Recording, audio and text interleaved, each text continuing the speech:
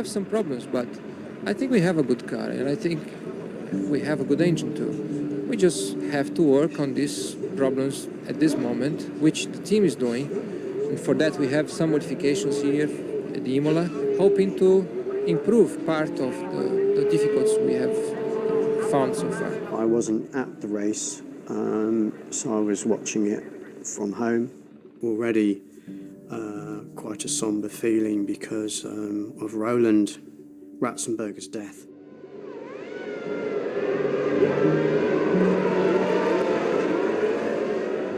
It was then an enormous shock as we watched the events unfold during the race itself. Senna was in the lead and was pacing the field as they went round behind the safety car following the start line accident. And the safety car on this occasion was a ludicrously slow Opel. You look at the speed they were traipsing around the circuit behind this little car, which I'm sure was being driven on the door handles, but it was so pathetically slow that all the Formula One cars were sort of struggling to run at that speed. But of course what happens is the tyres lost temperature running around behind the cars, and therefore the pressures as well, and which in effect changes the ride height. At the restart, when Senna took the lead and Michael Schumacher was running behind him, here was the young pretender trying to dethrone the king of Formula One. And I'd done some things similar in a racing context, when you know you're putting the car you're following under pressure, and you're putting more and more and more pressure on that driver, and he knows you're doing it. And Senna was an intelligent man, he was a highly skilled man, he was a courageous man, a proud man.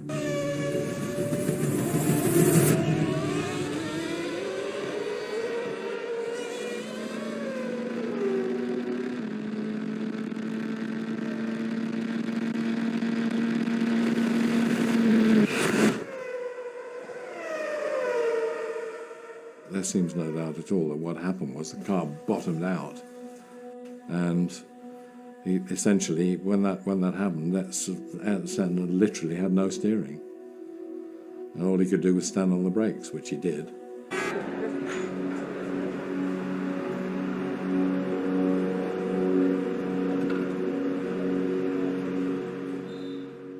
My immediate reaction was, well, this is a big one, and then I very rapidly realised that it was a lot more than a big one by the body language and everything else that was coming out.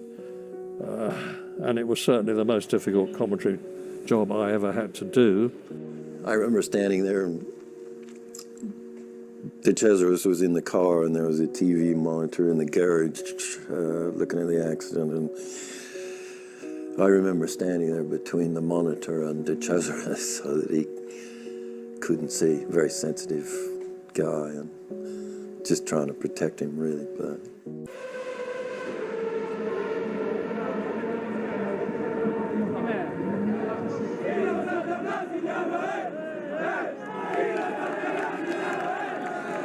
I think everybody in the circuit and around the world is saddened by the harrowing events of today and this weekend. What are your feelings at this moment? Certainly no good feelings. I mean, just win a race, but I can't feel satisfied. Can't feel happy. I mean, what happened this weekend, never have seen something like this. Not just one thing, so many things. The only thing I can say about this is I hope we learn from this. Lots of pressures came to bear, I think, on Ayrton that weekend, and he was determined. He seemed very, very determined to not back off. Or even more so, perhaps, after Roland's accident. He had an Austrian flag secreted in his oval, so he was planning to win the race and display in honour of Roland should he win the race. I remember it was Keke Rosberg that he came and he said, "Did you hear the news? What news?" And he said, "Oh, Ayrton died." Wow, I couldn't believe it. Yeah.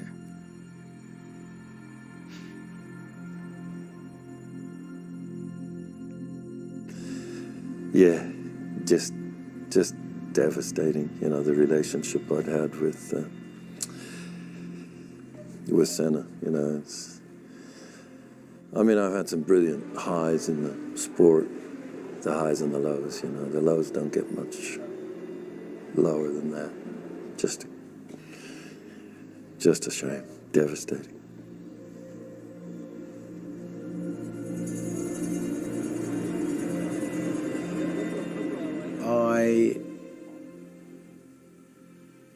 I sort of grieved in private. I always grieve in private, whether it's a friend. You know, I don't believe that anyone could possibly think that his loss of losing his life didn't have a big negative impact on me. But I can't see why I have to demonstrate that to anybody.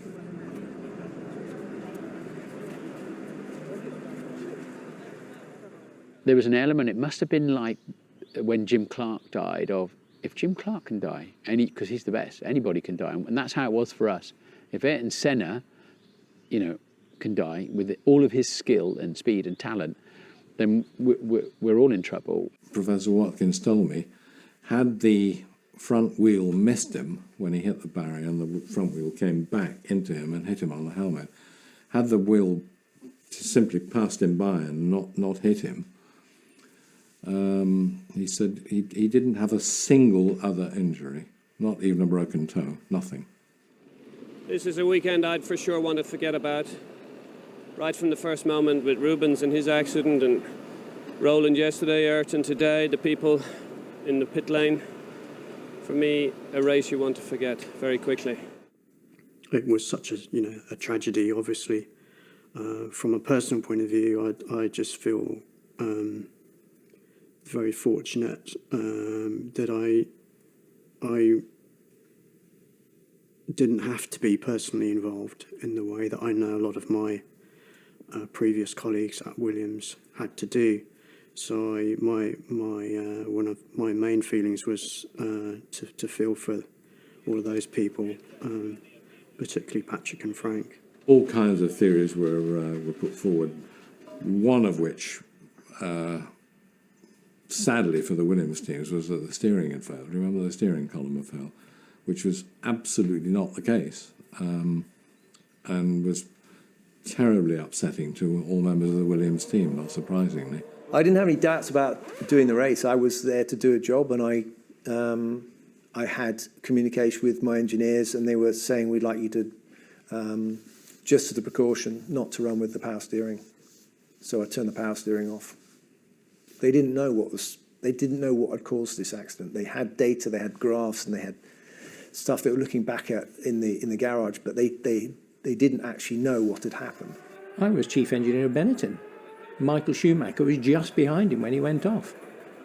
First thing Michael said when he came in was, you know, we discussed it, and I'm sure I know what caused it. I'm 99% sure, and I'm sure that it's difficult to other people to understand how sure I am, because so few people ever spend their lives in a wind tunnel and know how unstable they can be and how bad they are if they're a bit too low. Your worst fear as an engineer, honestly, and it's not so much in focus these days because the cars are so safe, but it was much more pointy back then, and people forget that.